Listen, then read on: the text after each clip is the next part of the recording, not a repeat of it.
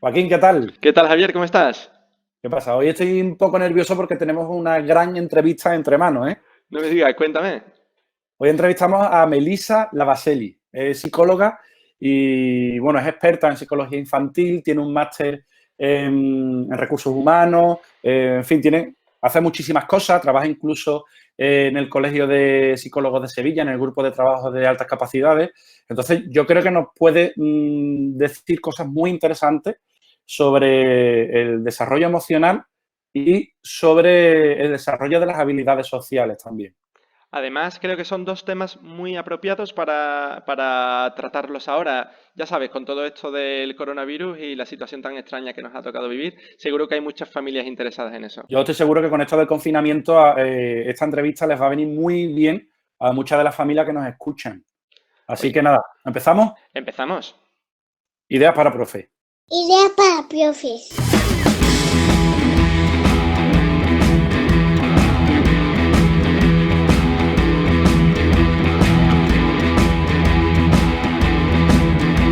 Ahora también en podcast.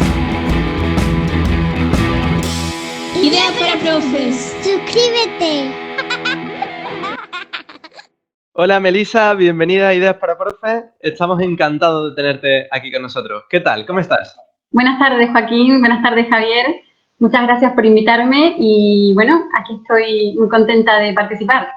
¿Cómo llevas todo esto de la cuarentena? La verdad es que bastante bien, intentando, bueno, como he dado los consejos que he dado, cumpliéndolos, ¿no? Siguiendo una rutina y manteniendo mi vida dentro de lo normal para lo que es la cuarentena, pero muy bien. Oye, pues nos alegramos de que vaya todo bien. Y en la consulta, porque para los que no lo sepan, Melissa es psicóloga, es licenciada en psicología y bueno, tú tienes tu propia consulta, ¿verdad? Exacto. ¿Y Sí, estás notando las consecuencias del confinamiento en tus consultas? sí, bastante. La verdad es que veo que afecta diferente a niños, adolescentes y adultos, pero estoy notando, bueno, las consecuencias. Bueno, Javier, y oye, ¿por qué hemos invitado hoy a Melissa de Ideas para Profes? Y bueno, la hemos invitado porque el propósito de la entrevista no era otro que hablar sobre educación emocional y el desarrollo de las habilidades sociales. Entonces, bueno, nuestra opinión son dos grandes desconocidos dentro del ámbito de la educación, al menos en el recuerdo que tengo yo en la memoria de cuando iba al colegio, que te puedo decir que casi no se hablaba de eso. Desde luego. Incluso cuando empecé a trabajar, sí que de alguna forma empezaban a aparecer estos conceptos en las reuniones de profesores, formaciones que hemos recibido, mucho relacionado con educación emocional y sobre habilidades sociales. Lo veo más relacionado con algunas metodologías activas que se están empezando a aplicar ahora. Entonces, bueno, para quien no esté familiarizado con este concepto, con quien no le suene mucho esto de educación emocional y el desarrollo de habilidades sociales, ¿nos podría explicar un poquito en qué consiste eso del desarrollo emocional? Bueno, el desarrollo emocional es un concepto bastante amplio, ¿vale? Que implica muchos factores, pero bueno, yo lo podría resumir en que, digamos que es el proceso por el cual el niño empieza a formar su identidad, la seguridad en sí mismo, la autoestima, el cómo se relaciona con los demás y empieza en la infancia. O sea, la primera relación que se desarrolla afectiva o emocional es con los padres. Entonces, bueno, se puede decir que a partir de los 2 meses o así, los niños tienen la capacidad de diferenciar las expresiones faciales, que no significa que las entiendan. O sea, si yo tengo cara de tristeza, no significa que esté entendiendo el niño que yo estoy triste, pero sí que tengo una cara distinta que cuando estoy contenta o estoy que tenga otro tipo de emoción. Y lo resumiría en eso. Sí, es que justo al hilo de esto, que casi que responde la pregunta, le hicimos hace una semana una entrevista a Cristina Gorri, que es profesora de secundaria de Valencia, porque escribe un libro sobre historia, es profesora de historia, y muy inquieta también, entonces va buscando su forma de hacerse con sus clases y sentirse ella más cómoda y hacer que sus alumnos aprendan mejor. Entonces nos lanzaba esta pregunta a través de redes sociales. Nos decía también cómo explicaría a las familias las ventajas de la educación emocional. Bueno, las ventajas son muchas, pero casi todas están relacionadas con mejorar el conocimiento en sí mismo, en mejorar la confianza, lo cual ese tipo de factores, confianza en sí mismo, autoestima, son los que van a luego influir en cómo te relaciones con los demás y cómo gestiones los problemas. O sea, incluso la gestión del estrés frente a situaciones cotidianas que te toquen vivir. Son muchos las ventajas de la educación emocional, pero digamos que como los grandes pilares son los que te digo. Oye, Melissa, ¿y cómo está afectando todo esto de la cuarentena en el estado emocional digamos, de los estudiantes? ¿Esta situación, además, afecta de igual modo a los más pequeños y a los adolescentes? No, yo creo que está afectando y no solo está afectando, sino que va a traer consecuencias bastante importantes. Yo creo que en todos sí puede afectar al mismo nivel factores de sueño, de alimentación y puede que de estado emocional. Pero, por ejemplo, a los más pequeños, o sea, me refiero por pequeños a los menores de 12 años, yo creo que les puede traer, en algunos casos está pasando, despertar muchos miedos y fobias. Por ejemplo, la fobia que se puede generar salir a la calle, asociar el salir con algo malo o algo negativo. Fobias y miedos. Y en el caso de adolescentes puede traer como consecuencias, y en algunos casos está ocurriendo, más adicción a las redes sociales. Cuando puedan salir, el problema que puede ocurrir es que todo lo que no han hecho, todo lo que no han salido, todo lo que no han bebido, todo lo que no han probado, quieran como recuperar ese tiempo y puede ser una de las consecuencias. Pero actualmente lo que sí comparten niños y adolescentes son factores de ansiedad y de problemas de sueño, en fin, Y, de hábitos. y perdona, Melissa, que te interrumpa, ¿y cómo se podría reflejar todo esto de la ansiedad en casa? Sobre todo en cambios de conducta, en estar más irritables, en malas contestaciones, a lo mejor, bueno, no querer hacer los deberes, cambiar los hábitos de alimentación, comer más, comer mucho o no querer comer. Ahí se puede ver cuestiones de ansiedad. Eso desde luego me pasa a mí, me estoy comiendo muchísimo más. luego me va a pasar factura, pero... No, la verdad es que está afectando a todos, porque la situación es muy compleja y es muy nueva, incluso para los profesionales. Bueno, Javier, si no sales a la calle y no te ven, no pasa nada, ¿eh? Sí, no.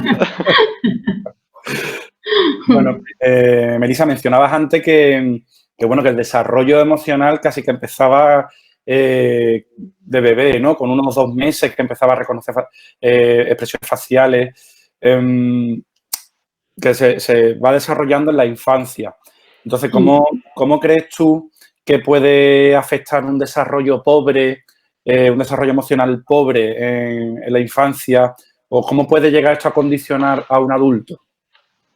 Bueno, lo puede condicionar de muchas maneras, pero sobre todo la confianza en sí mismo, por ejemplo, de cara al futuro o cuando es adulto, a la hora de realizar un trabajo, no verse capaz, sentirse siempre inferior que los demás, en las relaciones sociales, el no tener habilidad para comunicarse, no tener la capacidad de ser asertivo, no tener recursos para enfrentar cuando hay un conflicto, el cómo comunicarse o el cómo hacer saber que no está de acuerdo, de todas estas formas puede afectar.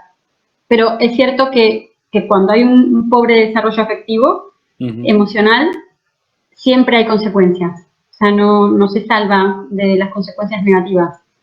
Sí, de alguna forma se puede ver afectado el bienestar, ¿no? De un adulto que haya pasado por un desarrollo emocional pobre durante su infancia, ¿no? Sí, sí, sí. Como vemos, Bueno, Como vemos, Melissa, perdón, la educación emocional es importantísima, pero sin embargo, en los centros educativos estamos empeñados en aferrarnos, digamos que a un plan de estudios, a cumplir con determinados objetivos, a dar ciertos contenidos, pero nos olvidamos digamos, de profundizar en el desarrollo emocional de los alumnos y de optimizar sus habilidades sociales, que bueno, en nuestra opinión debería ser la parte más importante de la educación infantil y primaria.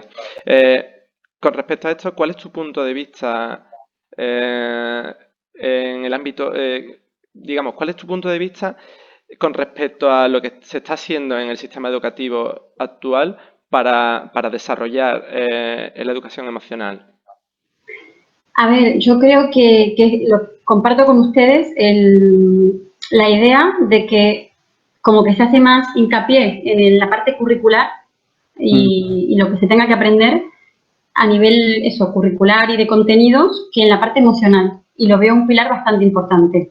Creo que, y por lo que observo a mi alrededor, en muchos centros educativos se le ponen muchas ganas, pero creo que falta formación en el tema para poder acompañar mejor a los alumnos.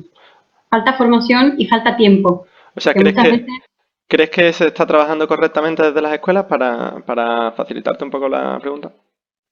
No creo que sea correcto o incorrecto, porque creo que cada profesor con sus recursos hace lo que puede. Creo que es cuestión de que les falta tiempo, digo, en el horario de clases falta tiempo para trabajar el tema y quizás sí que falte al profesorado formación más específica en el tema. Pero no que se haga correcto o incorrecto, creo que cada uno aporta lo que puede. Desde luego se está haciendo, hablo por mí y por lo que vivo en mi colegio, se está haciendo un esfuerzo muy grande en formarnos en este ámbito. Yo tengo en mente a la orientadora de mi cole que nos habla muchísimo sobre las emociones. Y bueno, también trabajo como formador, visito otros colegios y formo a otros profesores. Y sí que es verdad que en cuanto a metodología, ha entrado este concepto de las emociones, de emocionar a los alumnos para que aprendan mejor, y que eso casi que no se escuchaba antes. Y hago siempre la comparativa con la vida, las experiencias que tuve yo en el colegio cuando era niño. Entonces, sí que veo una evolución grande. Estamos hablando a lo mejor de, no sé, unos 20 años, y ha habido una evolución muy grande, se han dado pasos agigantados. Entonces, bueno, nos ha tocado vivir esta situación de confinamiento y, bueno, en mi opinión, educamos todos. Educamos todos, creo. Seamos profesionales de la enseñanza o no, creo que gran parte de la responsabilidad de educar recae sobre la familia, lógicamente. Que muchas veces parece que nos encargan a nosotros esa labor, pero nos tiene que quedar claro que es un trabajo en equipo.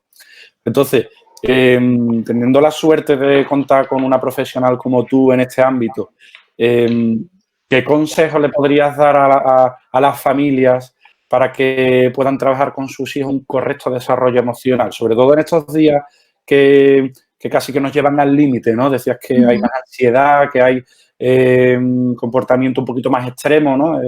Que se puede manifestar de muchas formas. Entonces, tanto aplicable a esta situación como cuando volvamos a la normalidad, ¿qué consejos le podrías dar para que puedan trabajar de forma correcta el desarrollo de las emociones con sus hijos, para las familias que nos escuchan? A ver, yo creo que lo principal en todo esto, la piedra angular, es la paciencia, que se pierde pronto, que también es comprensible, porque estamos en una situación muy extrema, muy nueva para todos, incluso para los profesionales, para los padres, para profesores, para todo el mundo. Y la paciencia es fundamental. Y comprender, o sea, como pauta, intentar comprender qué está pasando. Cuando el niño entra en rabieta y se pone a gritar, no quiero hacer los deberes, no quiero comer, o yo qué sé, se comporta de forma disruptiva, lo principal es intentar ver qué está pasando y desde la empatía acompañarlo y decir, bueno, a ver, ¿qué te pasa? ¿Por qué te sientes así? Y si no somos capaces de comprender o el niño no es capaz de tranquilizarse, hacerle entender que, bueno, que tiene derecho a frustrarse y a enfadarse, pero que si lo hablamos y nos comunicamos, lo vamos a entender mejor y le podemos acompañar para que se tranquilice y se sienta mejor, y no, porque si no es un círculo vicioso. Se ponen así los niños, los padres se ponen peor, se pueden enfadar, castigarles, que yo siempre digo que no hay que castigar, sino que hay que, cuando hay una conducta mala, si no se puede perdonar porque esté mal hecha, hay que aplicar una consecuencia, pero que sea consecuente a lo que ha hecho. No, por ejemplo, si el niño le ha pegado al hermano, no le podemos castigar con te quito la Play. No hay relación entre te quito la Play y le has pegado a tu hermano. La consecuencia, porque eso es un castigo, la consecuencia sería, ahora vas a dejar que tu hermano juegue con algo que te gusta o que repares el daño, pero no que castigarle con algo que no tiene sentido. Entonces, como pautas generales, esas serían. Paciencia. Paciencia y empatía. Nos lo notamos, Melissa, muchas gracias. Bueno, entonces nada de, digamos, broncas, ¿no? Con los pequeños, si están un poco más frustrados y demás, pues obviamente, lógicamente, se debe a esta situación tan excepcional que estamos viviendo. Y eso de un buen castigo a tiempo hace milagros, lo obviamos, ¿verdad? Bueno, a ver, no es evitar la bronca, sino que a lo mejor hablarle, intentar que se sienta acompañado y entendido, y si vemos que sigue en sus 13 o no quiere escuchar, no quiere atender o entender, es un poco ponernos a lo mejor serios y firmes, no hace falta gritar, no hace falta tirar cosas ni dar un cate, no hace falta ponerse a ese nivel, sino desde la rectitud, decir, a ver, entiendo que te sientas mal, pero vamos a hacer esto o esto, o entiendo que te frustres, pero no puedes darle una explicación, pero corta, no entrar en filosofía porque no lo van a entender tampoco, según la edad. Claro. Bueno, Javier, ahora creo que deberíamos de pasar a las preguntas de los usuarios de Instagram, pero yo tengo una antes de que pasemos a esa sesión. ¿Tú crees que se va a notar mucho ese cambio de actitud de los pequeños, ese cambio en su conducta en su regreso al colegio? La verdad es que no me he planteado esa parte, pero creo que sí se va a notar. Creo que se va a notar en que en parte les puede costar volver a la rutina. Porque ahora mismo que muchos padres y madres están haciendo el esfuerzo de mantener esa rutina, están en casa, al fin y al cabo, con un horario flexible, con una rutina más flexible. Pero sí que creo que se puede costar, se puede notar cuando vuelvan. Pues estaremos al loro. Yo te estaba escuchando hablar bueno, desde la rectitud, dar una respuesta cuando la conducta de un niño es disruptiva, y es que se me vienen, pues, episodios que he vivido en clase de niños que de repente muestran una conducta que no tiene nada que ver, y sí que es verdad, te doy la razón totalmente en que hay que hacer un esfuerzo en ver al niño y no ver la conducta. Y ahí hay que aprender a separar, ¿no? Y siempre, bueno, o casi siempre, habrá, supongo, casos en los que no, pero suele haber una razón detrás de esa conducta. Entonces, sí que es verdad que tenemos que desarrollar a lo mejor un poquito esas habilidades de rascar hasta llegar al origen de lo que hace que ese niño pues se esté comportando como un torbellino en un momento puntual y que nos extraña. Pues si este niño no es así, ¿por qué se está portando así, no? Y así realmente le ayudamos a atenderlo mucho mejor. Entonces, bueno, anunciábamos en redes sociales que te íbamos a entrevistar y nos llegó una respuesta casi inmediata. Empezaron a poner preguntas, ¿no? Porque, digo, oye, ¿qué preguntas le haría a esta persona que entrevistamos ahora? Lo voy a poner, todas las entrevistas que hagamos lo voy a poner en Instagram. Y empezamos a recibir preguntas. Bueno, ya he integrado la pregunta de Cristina Gorri, profesora de Valencia, en la primera parte. Pero bueno, nos dejaban otra que te transmito.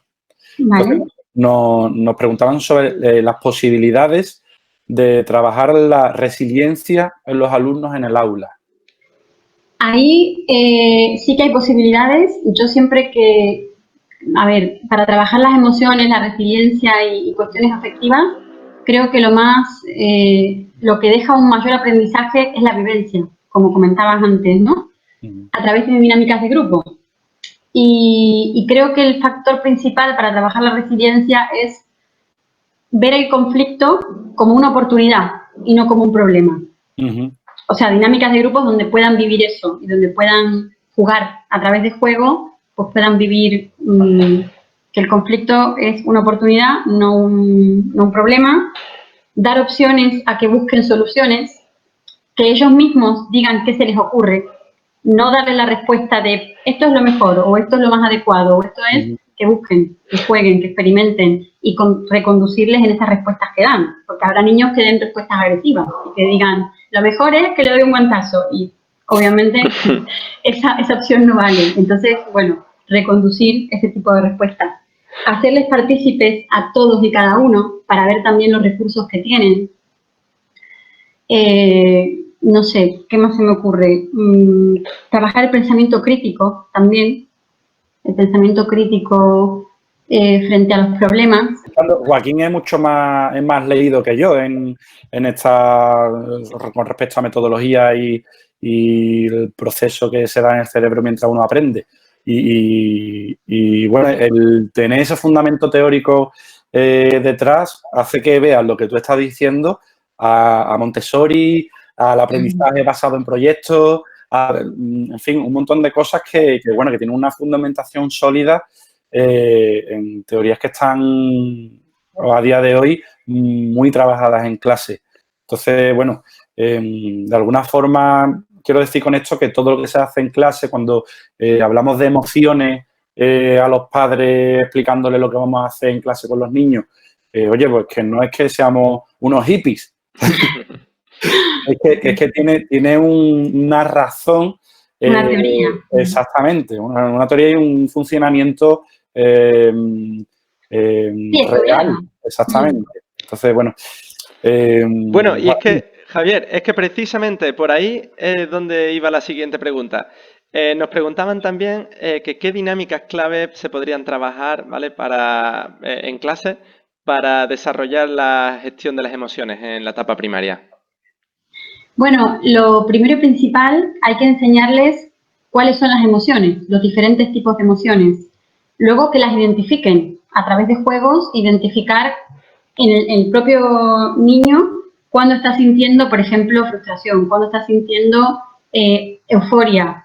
Y luego hacer dinámicas para que aprendan a gestionarlas. Ejemplo, tienes derecho a enfadarte, pero no puedes hacer daño a los demás ni hacerte daño a ti mismo, a través de juegos y de dinámicas, ¿no? Un material que es bastante positivo para las dinámicas en clases de gestión de emociones es el emocionario, el libro del emocionario. Es un libro bastante particular que tiene unos dibujos bastante particulares que son muy subjetivos de interpretar, pero vienen muy bien para trabajarlos. E incluso hay una página que es del emocionario, que tiene fichas que son para sacar y trabajarlas. Que a nivel grupo viene muy bien. Ese libro lo tenemos en el cole y yo lo conozco y sí que es verdad que es una herramienta esencial para trabajar las emociones en clase. Bueno, tengo otra pregunta también de nuestros seguidores de Instagram. Hemos estado hablando del beneficio que tiene la educación emocional para el autoconocimiento. Entonces, nos dejaban esta pregunta: ¿cómo trabajar la inteligencia emocional en bachillerato? Pues un poco lo que he dicho para primaria, es decir, enseñar las emociones, aprender a identificarlas cuando las están sintiendo y dinámicas para gestionarlas. Un libro que es muy bueno, que bueno, a ver, no es específico para adolescentes, pero yo creo que están en edad de leerlo y entenderlo, es Fortaleza Emocional, de Tomás Navarro, que te da como pautas y es muy práctico. El libro es bastante práctico, no es la típica teoría, sino que te pone ejemplos, ejercicios y para bachillerato creo que está muy bien ese libro. Es que muchas veces son los grandes olvidados, ¿verdad? Los chicos de la ESO, los chicos de bachillerato, relacionamos las emociones con primaria y con infantil, pero sí que es verdad que ellos están en una etapa muy crítica donde el cerebro se está reconstruyendo. En la adolescencia, ya sabemos, es una bomba y es cuando más hay que entenderlo. Mar Romera dice que es cuando se merecen un abrazo, porque es la etapa más crítica. Y sin embargo, nos olvidamos de trabajar las emociones con ellos y nos centramos en la meta de la selectividad. No, y aparte es cierto que es importante en primaria y en infantil trabajarlo porque es cuando es el momento más crítico, por así decirlo, cuando se empieza a formar ese desarrollo emocional, pero como decía Joaquín, la parte de la adolescencia justamente adolecen. O sea, es una etapa donde los sentimientos tienen una intensidad tremenda y todo se vive con mucha intensidad. Entonces, es cierto que son olvidados porque están pendientes de la selectividad y es cuando a más conflictos se pueden enfrentar, porque están descubriendo el mundo y descubriéndose como personas, ¿no? Que hasta los 25 años más o menos se está formando la personalidad. O sea que... Y es que la secundaria, los adolescentes los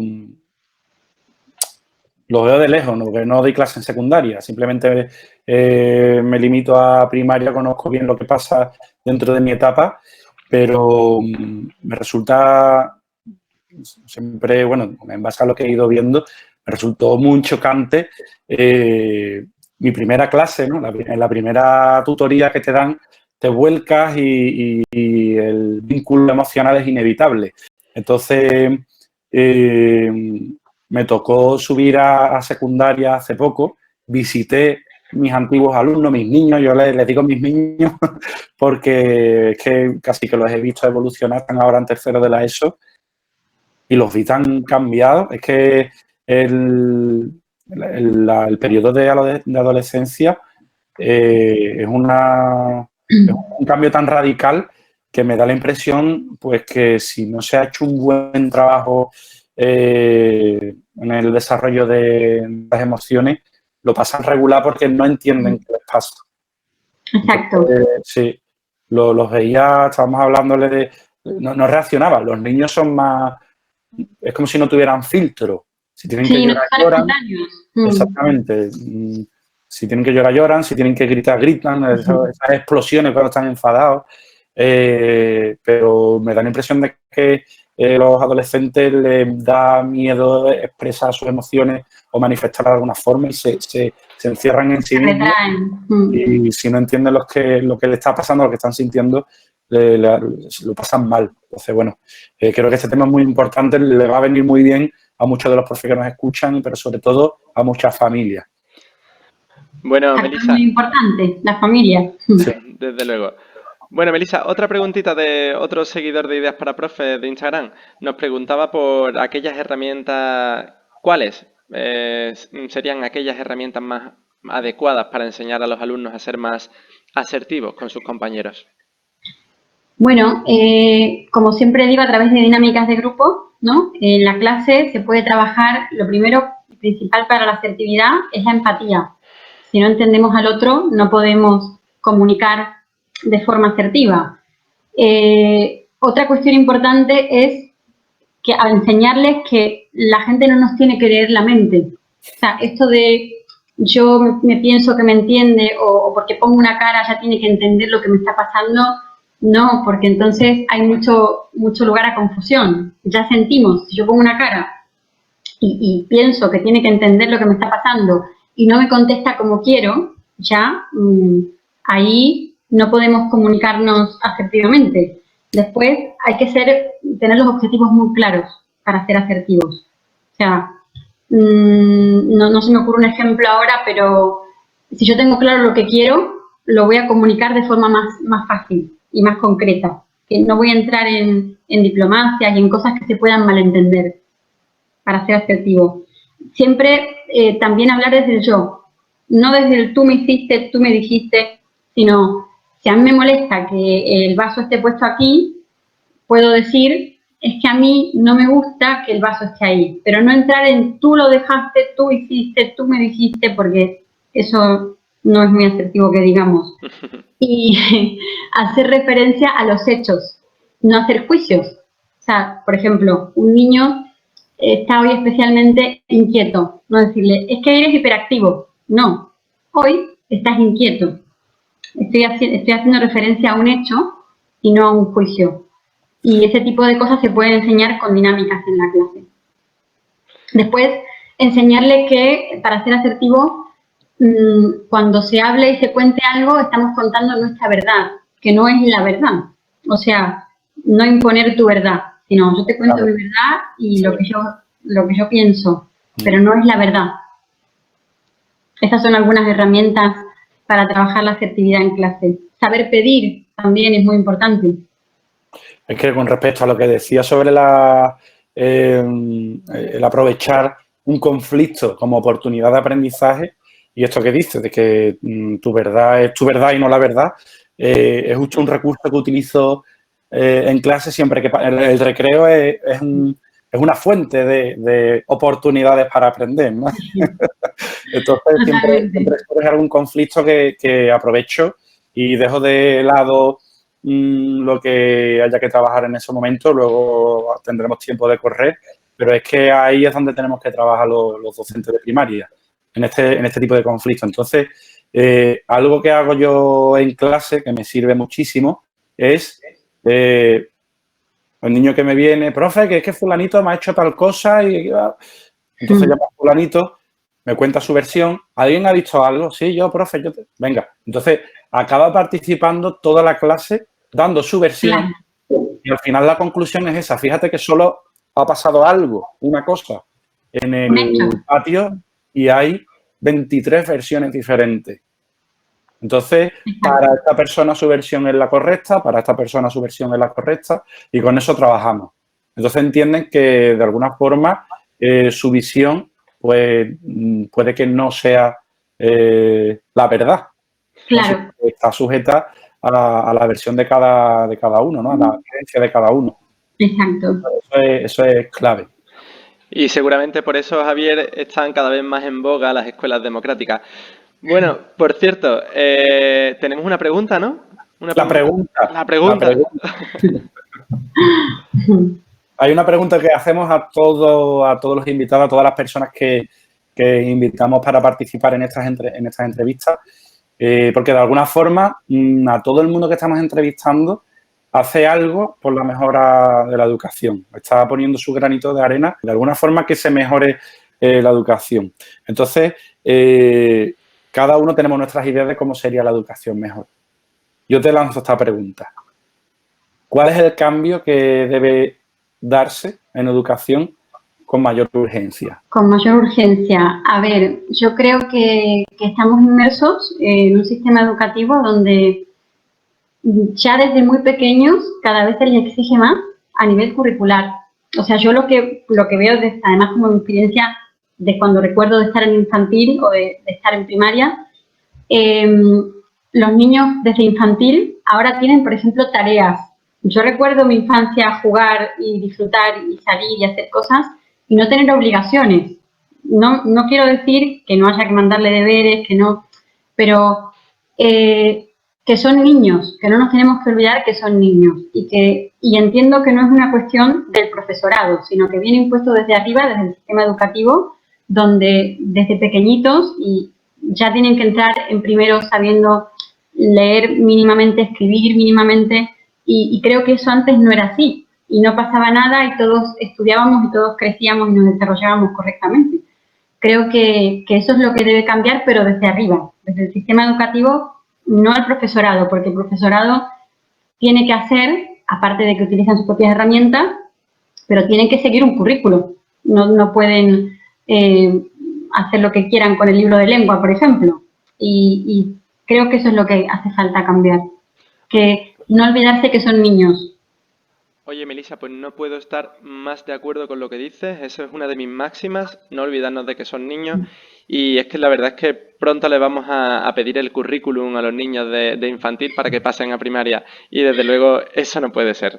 Tenemos que respetar el desarrollo natural, ¿verdad? De nuestro evolutivo. Cerebro. Exactamente.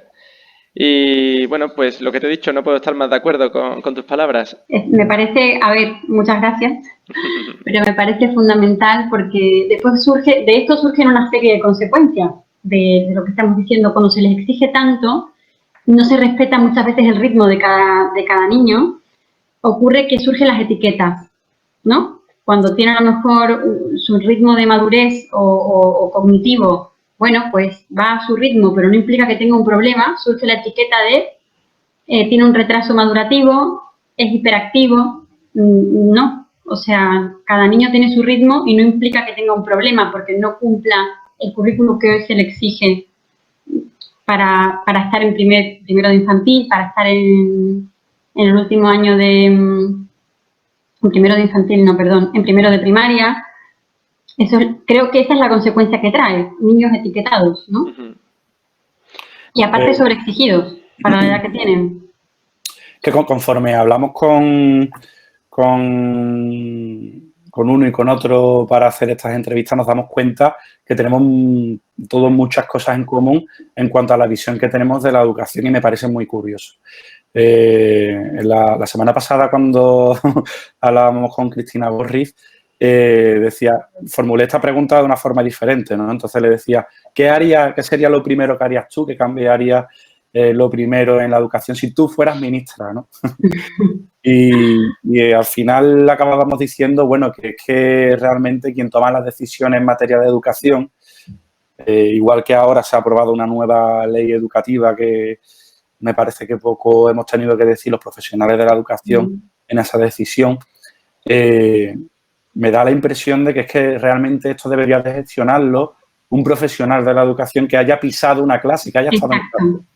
Es que si no, vamos a ir siempre a la deriva, chocándonos con un montón de obstáculos que la persona que toma esa decisión desconoce. Entonces, totalmente de acuerdo. Con respecto a lo que decías del currículum, el currículum es algo tan impersonal y nosotros trabajamos con personas. Exacto. Entonces, se habla de objetivos, de competencias, se habla de tareas, pero es que estamos trabajando con personas y las emociones sí forman parte de las personas, las habilidades sociales forman parte de la persona y ocupan muy poco dentro del currículum, ya sea de primaria, secundaria o de la etapa que sea. Totalmente. Y nos limitamos a eso, a dar contenido, como si estuviéramos llenando un almacén y las personas no somos almacenes de contenido. Entonces, el pleno desarrollo de una persona no puede estar en ritmos de trabajo, ¿no? Entonces, por eso creo que era muy importante esta entrevista. Era muy importante. Bueno, entonces, espero que llegue a muchas familias y que dejen de ver en su hijo o en su hija una máquina de rendimiento académico. Exacto. Y que le riñan porque ha sacado un 7 en vez de un 10. Es que además un número, habrá algo más impersonal que un número. Un número que lleva decimales. Los boletines no se ponen los decimales. Exacto. Además, veo una cosa que lo veo en consulta muchas veces y en los coles, que es que empiezan los padres a competir por las notas. Sí. Cuando a lo mejor se están olvidando que su hijo es buenísimo cantando o haciendo algún tipo de deporte o siendo asertivo. Y eso es mucho más importante que un 9 en matemáticas. Totalmente de acuerdo. Y ahora, en esta época en la que absolutamente todo es personalizable, tenemos las aplicaciones en función a nuestros gustos y nuestros intereses, los extras que queremos en nuestro coche, pero sin embargo la educación, eso parece que lo obvia y es la misma educación para todos y nos olvidamos de personalizarla. Por ahí tendrían que ir también los tiros. Sí. Melissa. Totalmente de acuerdo. Yo creo que vamos a tener que reformular. Joaquín, yo sé que te cae muy mal Howard Gardner. No me cae mal. Me parece que su teoría está mal planteada. Ya lo comentaremos en otro vídeo. Vale, por ahí va los tiros. Yo creo que vamos a tener que reformular esa teoría de Howard Gardner, quitarle el nombre de inteligencia a ese múltiple.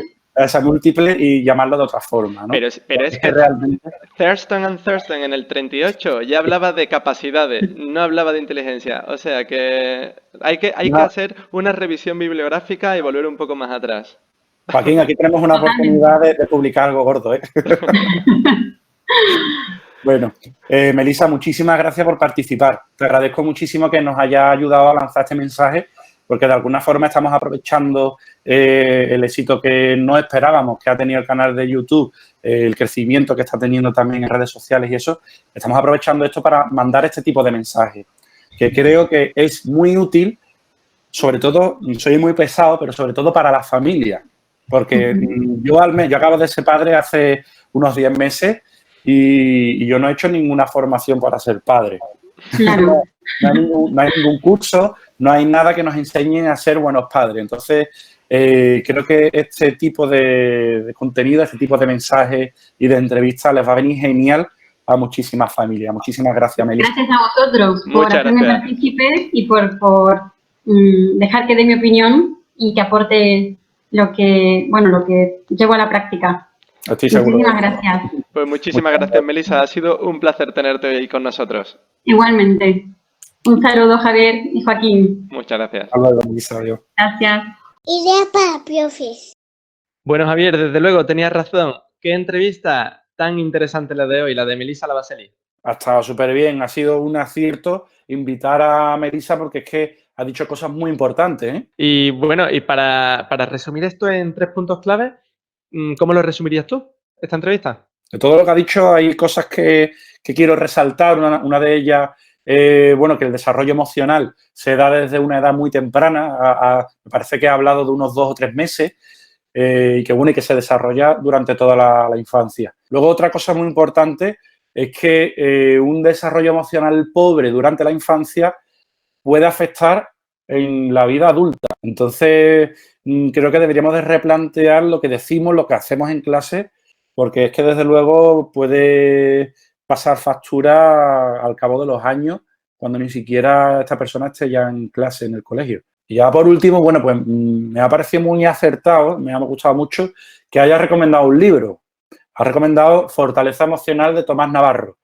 No sé tú, yo el libro que me recomienda, el libro que me tengo que leer, así que ya tengo deberes. Desde luego que sí, me la apunto yo también. ¿A quién entrevistamos la semana que viene, Joaquín? Pues la verdad es que la semana que viene tenemos una entrevista súper interesante. Entrevistamos a Tamara Chubarovsky. Si te interesan las metodologías activas o alternativas, o si te interesa Baldor, o si ya conoces las rimas con movimiento, no te lo puedes perder. Desde luego están saliendo entrevistas muy potentes, ¿eh? Eso me gusta además que fíjate que en todas las entrevistas que estamos haciendo siempre hay algo común, ¿eh? Siempre hay esa inquietud porque la educación mejore. Eso me gusta. Bueno, Joaquín, nos vemos en la semana que viene, ¿no? Con la entrevista a Tamara Chubarovsky. Nos vemos la semana que viene, Javi. Hasta la semana que viene. Hasta luego.